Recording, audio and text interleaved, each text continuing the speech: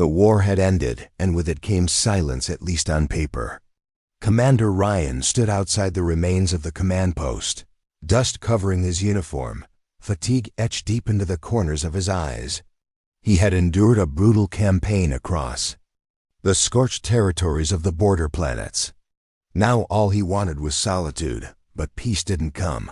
A private from the garrison stepped forward, dropping a metal cage at his feet. Inside, a young alien girl sat motionless.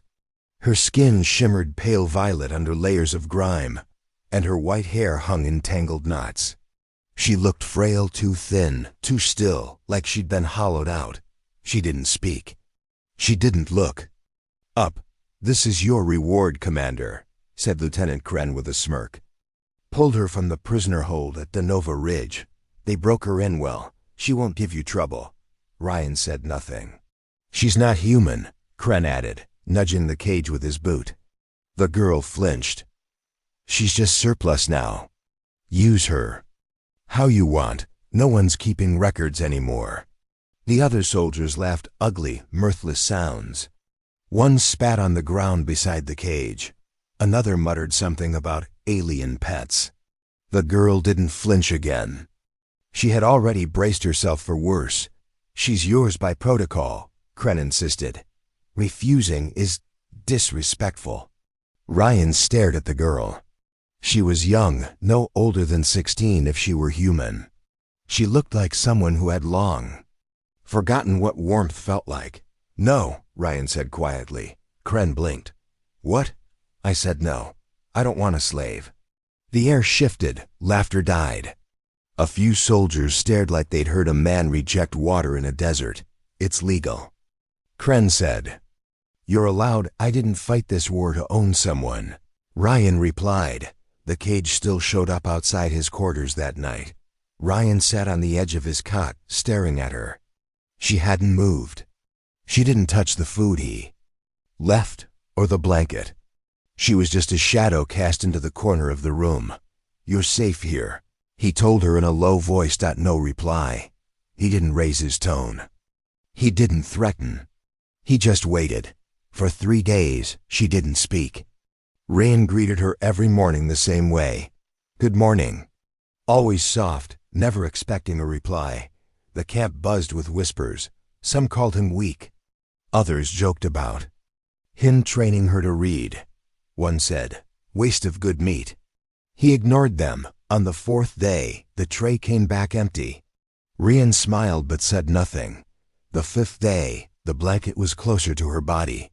The 6th, her eyes briefly met his. The 7th morning, Ryan placed a small blue flower next to her meal. A simple thing, picked from the edge of the landing field. He left the room. When he returned, she was holding it. Just gently. Then she spoke, barely a breath. "Why?" The single word hit harder than any battlefield explosion. Ryan sat across from her without getting too close. "Because you're not a thing," he said. "You're a person."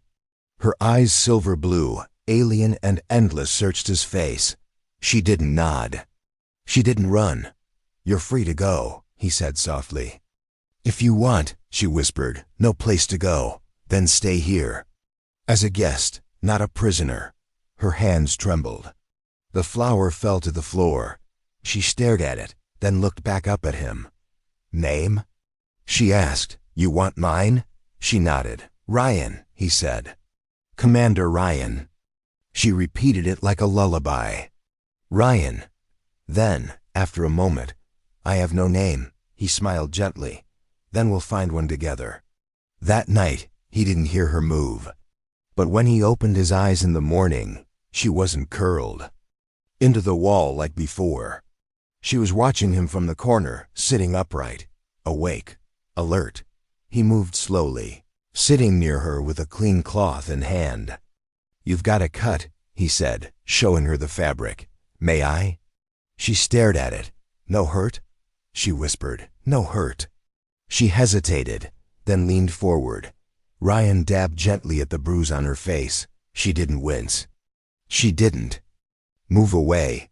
When he handed her a mirror, she stared at it like it was an ancient relic. "I don't look like before. she whispered. "What did you look like before?"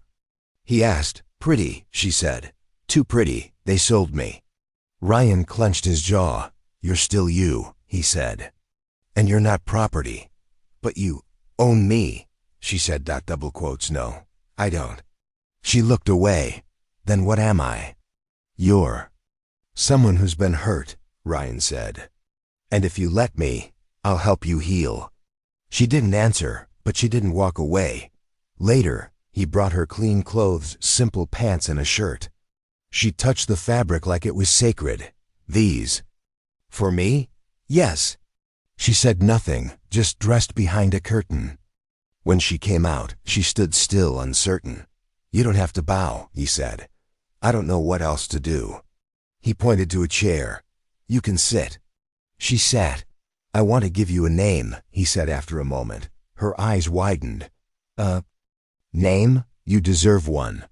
If you don't like it, we'll find another." He thought for a moment. "How about Kale?" She repeated it slowly. K-L. Then looked up and said it again stronger. "Kale, that's you," Ryan said. "If you want it to be." She nodded once. Outside, the jokes didn't stop. "Captain named his prize," one soldier snorted. "Maybe next he'll marry her." But Ryan didn't care. He brought her picture books. Found she liked the stars. Every night, she'd watch the sky. One evening, he found her outside barefoot. "You shouldn't be out without shoes," he said gently. "I like the ground," she whispered. "It's real." She stared ahead. "They gave me away like garbage." "No, I used to sing," she whispered. "My mother said my voice was soft, but I forgot the songs. You'll remember. I don't want to be afraid anymore." "You don't have to figure that out alone," Ryan said. "I'm here." And for the first time, she leaned her head against his shoulder. The next morning, Kale was gone. Ryan sat up abruptly, his chest tightening. The blanket where she had slept was neatly folded, and her seat, where she often lingered in silence, was cold. His heart pounded, not because he considered her his property, but because he now considered her something far more fragile, someone he cared for. He left his quarters and pushed through the early morning bustle of the camp. Soldiers moved lazily between tents, carrying crates, trading gossip over weak coffee. The sky was painted a dusty orange, the air quiet except for routine noises. Then a sharp voice cut through the calm. "Put her down." Ryan sprinted toward the supply tent where the sound came from. There she was, Kale, struggling under the grip of Sergeant Bren, a brute of a man, tall and broad, known for his twisted humor and quicker fists. He held Kale by the wrist, her knees scraped, her face painted with panic. "She was snooping near the crates," Bren barked. "Trying to steal, I bet. Filthy alien thing." "I wasn't," Kale said, voice trembling. "I was just looking." Bren raised a hand. "Stop." Ryan shouted, his voice cutting like thunder. Everything halted. The crowd of soldiers around them stiffened. Some turned to look. Others whispered. Ryan walked straight into the center of the commotion and placed himself between Bren and Kale. "She's with me," Ryan said, voice even. "She's a slave," Bren growled. "She's not yours unless you take her. You haven't touched her, which means she's still unclaimed." Ryan's fists clenched, but he didn't raise them. "No," he said. Just that, one word, but the way he said it, it wasn't just a denial, it was defiance. A wall, a blade, a vow. Bren sneered. "You serious, Commander?" "She's not property," Ryan said firmly. "Not mine, not yours. No one touches her." A thick silence followed. Someone murmured, "He's lost his damn mind." Another said, "All this for a broken alien girl?" Kale stood behind Ryan, trembling not just with fear, but with disbelief. No one had ever shielded her before. She stared at his back as though it were a fortress she never thought would exist. Bren stepped forward. "What now, Commander? You going to play house with her?" Ryan didn't move. If I have to, Bren hesitated. Whatever he saw in Ryan's eyes made him think twice. He scoffed and let go of Cale's wrist with a shove. Not worth it anyway, he muttered, storming off. The crowd slowly dispersed. Ryan turned to Cale and knelt beside her. Are you hurt? She looked at her scraped knees. Just a little. He gently took her elbow. Let's get you cleaned up. Back in the room, he sat her down and carefully cleaned the wounds with warm water and balm. She didn't flinch. Didn't pull away. She only spoke after he was done. You said no, she whispered. He looked up. Yes. To them. For me, he nodded. I don't understand, she said softly. Why would you do that? I'm not worth trouble. You are. She stared at him. You don't know what I've done. What they did to me. I don't care, Ryan said. You're here now. That's what matters. Tears welled up in her eyes. They gave me to you. Like trash. I don't use people, he replied. I protect them. Her lip trembled. Even broken ones? He nodded. Especially broken ones. She buried her face in her hands and cried not the quiet, fearful sobs from before. These were something else, something unfamiliar. They were tears of release, of being seen, of being defended. He stayed with her through all of it. When she finally looked up, cheeks red and voice small, she asked, Can I stay here? Just as Cale, not as a slave? He smiled. As long as you want. A tiny smile broke across her face. Fragile, hesitant, but real. I've never been just me before. You are now. That evening, she didn't sit in the corner. She ate. Dinner at the table beside him. She asked about Earth, the stars, his favorite food. Rain answered patiently. And somewhere between the simple meal and her shy questions, Cale realized something terrifying and beautiful. One man's kindness could do more than free her. It could rebuild her. The days passed, each bringing small changes. Cale started standing straighter. She swept the floor. She folded blankets. She prepared meals, simple but thoughtful. Her voice remained quiet, as if speaking too loudly might shatter the fragile world she was building. Ryan became a target of more open ridicule. They say he sleeps next to the alien now. One soldier snorted over rations. Betty teaches her poems, another laughed. Or bedtime stories. Someone shouted during mess, Commander, she your pet or your wife now? Ryan didn't flinch. He turned slowly and said, She's more human than half of you. No one laughed after that. But the unease didn't vanish. Even the camp's head officer, Director Selvig, summoned Ryan one evening. You're making noise, Selvig said, sipping bitter synth brew. People talk. I haven't broken any laws, Ryan replied calmly. You refused your reward. You're feeding it, clothing it, teaching it. That's not the protocol. She's not an it, Ryan said. Her name is Cale. Selvig leaned forward, voice low and cold. You're forgetting what she is. No, Ryan said. I've remembered what she could be. Selvig narrowed his eyes. She belongs to the spoils. Spoils don't become partners. Ryan stood up. Then maybe this war was fought by fools. He left before Selvig could respond. Back at his quarters, Cale waited at the door, holding the small mug of tea she had made herself. Her eyes scanned his expression the moment he entered. They're angry again, she said. Ryan nodded. Because of me? No, he said. Because they don't understand that kindness isn't weakness. She hesitated, then handed him the tea. You don't have to protect me from everyone. I know, he said, but I want to. She looked down.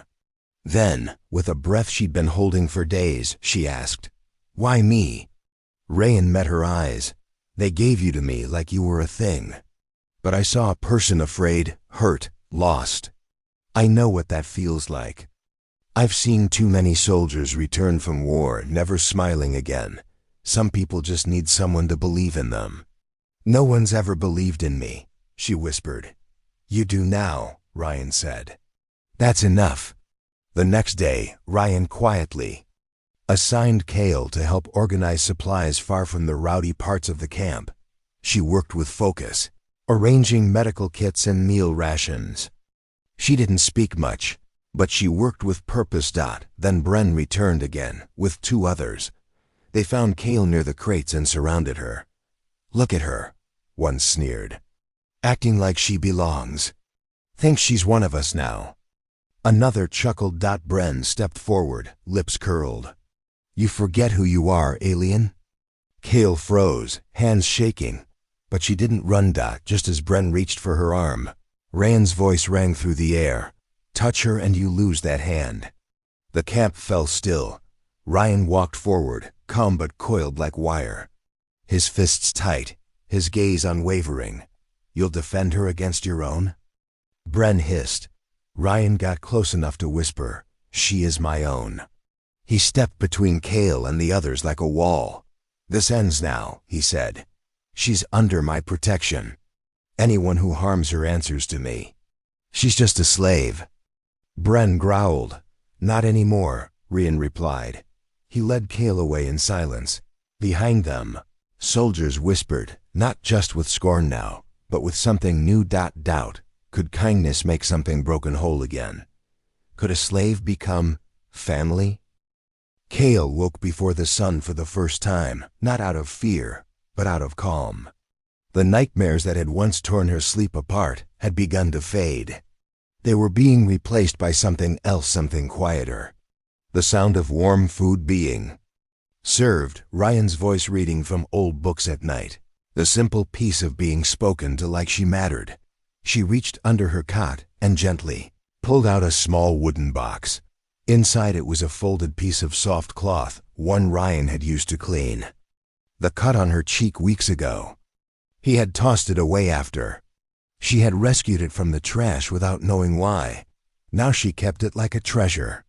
It was the first thing that had touched her without hurting her. That morning, Ryan came in carrying a tray, made breakfast. He said simply. Kale gave a shy smile. She had begun smiling more lately. Not big ones, small, quiet ones, like her soul was still trying to remember how you didn't have to. She whispered. "I know," Ryan said, setting the tray down. "But I wanted to." They ate together at the table. Bread, eggs, tea. To Kale, it felt like a royal meal. No commands, no chains, just warmth. Later that day, Ryan brought out a data pad. "I want to show you something." She came closer. The screen lit up with images, stars, green hills, rivers, human homes, children playing, families cooking. "This is Earth," Ryan said, pointing to a house made of brick and wood. "That's where I grew up." Kale leaned in. "It looked soft." "It wasn't perfect, but it was safe," he replied. "I'd like to go back someday." "Alone?" she asked. He looked at her. "No, not alone." She didn't answer, but her eyes said everything. That evening, she asked if she could try cooking for him. "I don't know how," she said nervously, "but I want to try." He smiled. "We'll do it together." They worked side by side in the small kitchen. Her hands shook at first. She burned the first batch of bread. Ryan didn't scold, he just helped her try again. "I never had a home," Kale said softly, washing her hands. "Even back on my world. My people don't have families, just purpose, function. I was created to serve." Ryan gently wiped flour from her cheek. "Not anymore." She looked up. "What is my purpose now?" "To live. To heal, to be who you are. No one decides that but you." Later, a child from the nearby refugee camp wandered into the supply area. Kale had never been near a human child before. The little girl was barefoot, dragging a ball made of rags. She stumbled, and Kale instinctively knelt to tie her shoelace. Child beamed. Then, without hesitation, she hugged Kale. Kale froze, stunned. When she returned to Ryan, she whispered, "She touched me, like I was safe." "She saw who you are," Ryan said. "Not what others called you." That night, Kale sat quietly beside him. After a long silence, she asked, "What is family really?" Ryan considered the question. Family is when someone sees all of you, even the parts that are broken, and still chooses to stay. It's not blood, it's love. She whispered the word, love. It felt heavy in her mouth, foreign, but warm. "Do I have family now?" she asked. He didn't speak. Instead, he opened his arms. She hesitated only a second before walking into them. She buried her face in his chest, and for the first time, she cried not because she was hurt, but because she was healing. They sat under the stars for hours. Her head rested on his shoulder. No flinching, no shame. Just breath and presence. "Thank you," she whispered. Ryan turned his head slightly. "For what?" "For giving me what I never had. A place, a name, a choice, a family." He didn't answer with words. He just held her hand. The days passed. Kale moved freely through the camp. She helped with food crates, mended uniforms, even read from the datapad Ryan gave her. The same soldiers who once mocked her now lowered their eyes when she walked by. But peace in a place built on war never lasts long. It started with a ship's leak. Black, silent, no markings, no identification. Ryan saw it from across the camp and reached for his rifle. Something about the ship felt wrong. It didn't belong to the military. It didn't even feel like a trader's vessel. It felt like a blade in the air. Before Ryan could call for security, Kale was already near the landing field, frozen in place. Her body stiffened. The ship hissed as its hatch opened.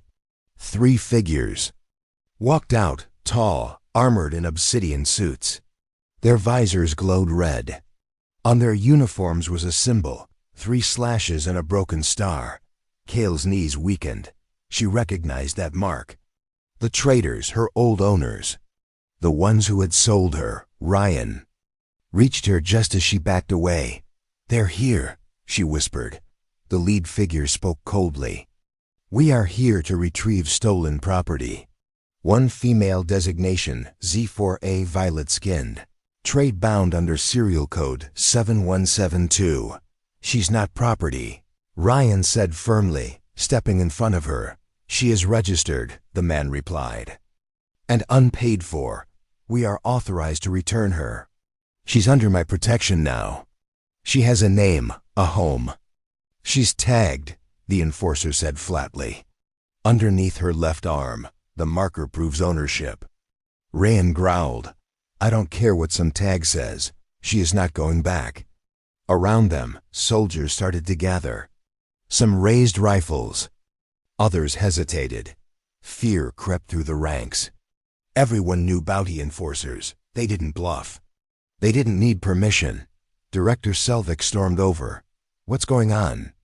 "They've come for Kale," Ryan said. Selvig pulled Ryan aside. "You can't stop this. Legally, she's registered. If you interfere, it's treason. I won't let them take her. You'll be court-martialed. I'll risk it." Behind them, Kale stepped forward. Her voice wavered but didn't break. "I'm not going back," she said. "Even if I die." The bounty men raised their weapons. Then something happened. A few soldiers, the same ones who once laughed at her, stepped forward. "She helped my injured brother," one said. "She sat with my sister after a breakdown," another added. "She's one of us now." The enforcer's visor flickered. "This is not your concern." Ryan raised his rifle. "It is now." Tension strangled the air. Guns lifted. Fingers hovered over triggers. Then Kale walked forward between the 2 sides. "I'm tired of being afraid," she said. "If I go with you, I'm a tool again. If I stay, maybe I'm something more." "You're not someone," the lead enforcer sneered. "You're a unit." Ryan stepped beside her. "No," he said, "she's family." The word echoed through the air. The bounty men stood still. Then the lead one lowered his weapon. "For now," he said. "But that mark, it doesn't go away." They returned to their ship and disappeared into the sky. Silence followed. Selvig turned to Ryan. You just made enemies with the trade syndicates. They'll come back. I'll be ready, Ryan replied. We both will. That night, Kale stared at the spot on her arm where the tracker lay. Will they always hunt me? Ryan sat beside her. As long as the tag exists. Kale looked him in the eyes. Burn it out. It'll hurt. I've hurt worse. With careful hands and a heated blade, Ryan removed the tracker from under her skin. Kale didn't cry. She didn't scream. She only held his hand and smiled through the pain. The sky above the base glowed with starlight, a silent canopy over everything they had endured. But tonight, there were no chains, no shouting, no fear. Only the hush of wind and two people sitting quietly side by side. Kale stood next to Ryan. In the open courtyard, the same place she had once arrived in a cage. Now her silver-violet skin was smooth and healed, her white hair braided loosely over her shoulder. Her eyes, once wide with fear, now held something deeper. Not just hope, but pride. Around them stood the soldiers who once mocked her. Now they were silent. Not because they were forced to witness what came next, but because they chose to. War was officially over. The base was being decommissioned. Some soldiers were packing up to return home to Earth. Others stayed behind to rebuild. But Ryan wasn't leaving alone. There was no priest. No fancy clothes. Just the two of them and a flickering fire between them. Director Selvig stepped forward with a small worn book. This is irregular, he said under his breath. Ryan smiled. Everything about this has been. Selvig looked at Kale, then gave a nod of respect. Do you both agree to this in front of these witnesses? Ryan turned to her. I do. Kale looked up. I do, she whispered. Selvig closed the book. Then, by your words and the eyes of those present, you are bound. As husband and wife. No one clapped. No one cheered, but Kale stepped forward and touched Ryan's cheek gently, like she still wasn't sure if he was real. You changed my life, she said. You didn't just pull me out of a cage. You pulled me out of being nothing. Ryan leaned forward, resting his forehead against hers. And you gave me something I didn't even know I was missing. Not a mission, not a cause, a purpose, as a man. They didn't kiss, that would come later. But the connection between them was stronger than words.